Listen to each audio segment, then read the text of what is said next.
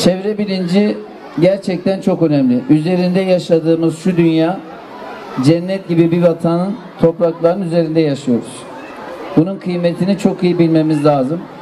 Ve bizden sonraki nesle insanlara çok daha güzel bir çevre, çok daha yaşanabilir bir vatan bırakmamız lazım. Bunun da yolu kirletmemekten geçiyor. Yapacağımız iş aslında çok basit. Yerlere çöp atmamak, çevreyi kirletmemek, ağacı korumak, yeşili korumak, suyu korumak. Bu çok önemli. Evet gençler, ben sizlere güveniyorum. Şehit Mesut Yaşar Ortaokulu öğrencilerine, öğretmenlerine güveniyorum. Sizlerin sayesinde inşallah Beydilli mahallemiz pırıl pırıl olacak. Bir defa kirletilmeyecek, temiz kalacak. Okul bahçemiz, yollarımız, parklarımızı tertemiz istiyoruz. Şimdi yeni bir yarışma başlatıyoruz. Hangi okulumuz daha temiz ise, hangi mahallemiz daha temiz ise onlara öncelikli hizmet yapacağız. Onlara okulun ihtiyacını da öncelikli olarak karşılayacağız. Mahallemizin ihtiyaçlarını da öncelikli olarak karşılayacağız. Ya bu konuda kim gayretliyse biz de ona daha çok destek olacağız. Ben inanıyorum ki Beydilli mahallemiz bu konuda öncülük yapar diye düşünüyorum. Yapar mıyız? Evet, sizlere güveniyoruz. Kendinizi şöyle bir alkışlayın bakayım. Ben geri dönüşüme, temizlik konusundaki desteklerinizden dolayı başta okul müdürümüze, öğretmenlerimize, siz sevgili öğrencilerimize yürekten teşekkür ediyorum. Bugün burada Şahinbey Belediye Başkanımız Sayın Mehmet Tamazoğlu'nun öncülüğünü yaptığı, aynı zamanda geleceğe daha temiz bir çevre bırakabilme şuuruyla tabiri caizse başkanımızın kollarını sıvayarak öğrencilerimizle, gençlerimizle, çocuklarımızla beraber sahaya indiği bir projenin başlangıcını yapacağız.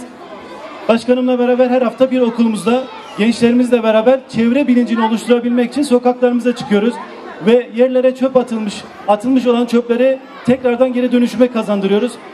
Başkanım bu açıdan Şahinbey için, Şahinbey Milli Eğitim için, öğrencilerimiz için bir şans. Şöyle ki gençler, okullarımızın ne gibi bir ihtiyacı olsa başkanımızın kapısını çalıyoruz, sağ olsun kendisi bizi hiçbir noktada geri çevirmiyor. Bugün burada okulumuzun bahçesinde gördüğümüz potalarımız, basketbol potalarımız, kale direklerimiz, çöp kutularımız, çatılı banklarımızdan tutun gençlerimizin o yıl sonunda birinci, ikinci, üçüncülerin ödüllendirilmesi, spor malzemesi desteği, kitap dağıtımı, aklınıza ne geliyorsa başkanımız yanımızda. Kendisinden Allah razı olsun. Sizlerden bu noktada başkanımıza güçlü bir alkış istiyorum gençler.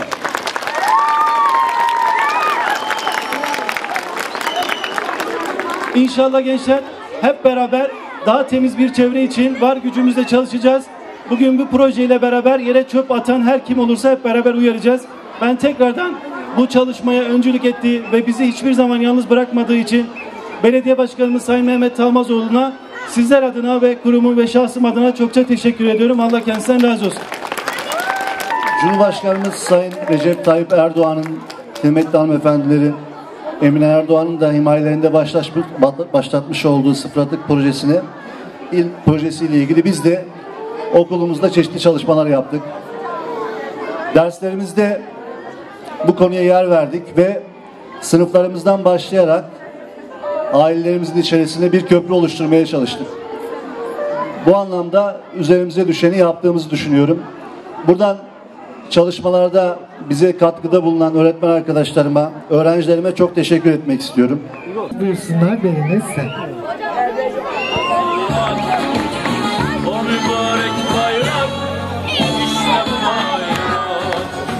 Evet, Kardelen kardeşimize teşekkür ediyoruz. Allah razı olsun.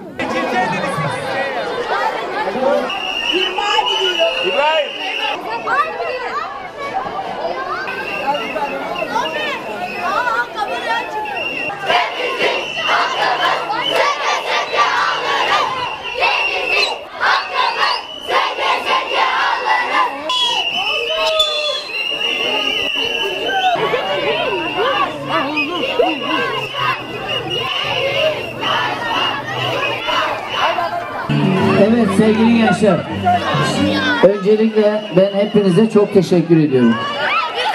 Bakın şöyle yaklaşık bir 15-20 dakika sokaklara çıktık. Ne gördük? Bakın, dünya kadar geri dönüşüm malzemesi çöp olarak atılmış.